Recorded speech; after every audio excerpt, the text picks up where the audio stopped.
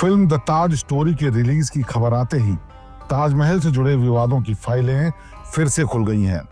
Reports और चर्चाओं के अनुसार इस फिल्म की स्टोरी आज तक हमें बताए गए इतिहास से हटकर कुछ अलग दावों पर टिकी हुई है।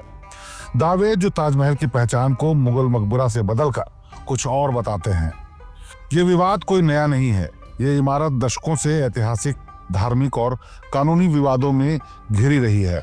आज हम आपको सीधे इस मुद्दे की जड़ तक ले जाएंगे और इसके फैक्ट्स को डिटेल में डिस्कस करके समझेंगे कि आखिर ताजमहल पर उठे ये विवाद क्या हैं और आज तक ये क्यों चल रहे हैं विवाद, और द ताज स्टोरी जैसी फिल्में कैसे इन विवादों पर असर डालती है।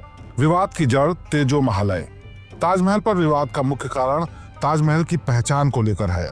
ये विवाद 1970 के दशक में शुरू हुआ, जब कुछ लेखकों और शोधकर्ताओं ने यह दावा करना शुरू किया कि ताजमहल असल में तेजो महल नाम का प्राचीन शिव मंदिर था।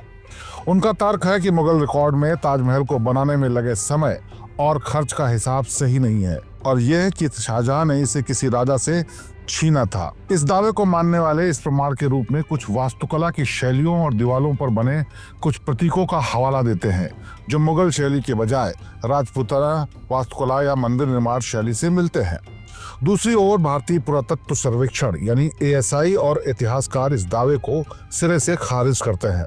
उनका पक्ष है कि ताजमहल के निर्माण के मुगल फाइलों में जैसे बादशाहनामा में मौजूद है, जो शाहजहां के संरक्षण और निर्माण की प्रक्रिया को स्पष्ट रूप से दर्शाते हैं, और वास्तुकला के जो भी तत्व भारतीय लगते हैं वो दरअसल मुगल वास्तुकला के इंडो इस्लामिक फ्यूजन का हिस्सा है।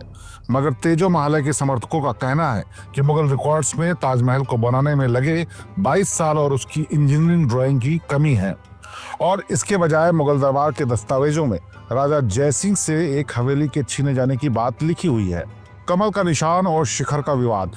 तेजो महल में एक विवाद यह भी है कि मुख्य गुंबद के ऊपर लगा हुआ कलश इस्लामी वास्तुकला में मीनार की तरह नुकीला और सादा होना चाहिए था, लेकिन इसकी बनावट हिंदू मंदिर के कलश जैसी है। इस कलश के सिरे पर भी एक खिले हुए कमल का निशान है, जिसके पत्ते गुंबद पर उल्टे लटके हुए हैं। उनका मानना है कि यह कमल हिंदू धर्म को दिखाता है और इसके बाद में इस्लामी चांद तारे के पैटर्न से ढकने की इसको कोशिश की गई थी। समर्थकों का यह भी कहना है कि यह निशान, जो हिंदू मंदिरों का एक हिस्सा है, मुगल मकबरे में क्या कर रहा है। वहीं उनका तर्क यह भी है कि ताजमहल में मौजूद चारों कोनों पर मीनारें, जो मुगल मकबरे में सामान्य नहीं थी, या मुख्य मकबरे के पीछे यमुना किनारे बनी सीढ़ियों, हिंदू मंदिरों की पारंपरिक आर्किटेक्चर की निशानी है। बंद कमरे और कानूनी चुनौतियां। ताजमहल के पहचान से जुड़े विवादों को जिंदा रखने वाला सबसे बड़ा कारण है ताजमहल के 22 से अधिक बंद कमरे। ये कमरे जो निचले तहखाने या ऊपरी मंजिलों पर है, इन कमरों को सुरक्षा और संरक्षण कारणों से भारतीय पुरातत्व सर्वेक्षण ASI द्वारा बंद किया गया है। विवाद तब शुरू होता है जब तेजो महल के समर्थक दावा करते हैं कि इन बंद कमरों के अंदर पुराने मंदिर के अवशेष, मूर्तियां या बाकी और कोई प्रूफ छुपे हुए हैं और उन्हें खोला जाना चाहिए ताकि सच्चाई सामने आ सके। ये मुद्दा केवल बहस तक सीमित नहीं रहा है, बार बार ये कोर्टों तक भी पहुंचा है। याचिकाकर्ताओं ने कई बार इलाहाबाद हाई कोर्ट और सुप्रीम कोर्ट से इन कमरों को खोलने की अनुमति मांगी है।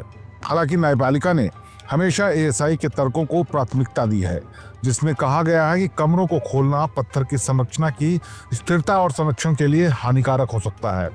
कोर्ट ने याचिकाकर्ताओं से भी ठोस ऐतिहासिक या कानूनी प्रमाण मांगे हैं, जिनकी कमी के चलते याचिकाएं खारिज होती रही हैं। आस्था और संपत्ति से जुड़ा विवाद। ताजमहल से जुड़ा एक विवाद धार्मिक मान्यताओं को लेकर भी है।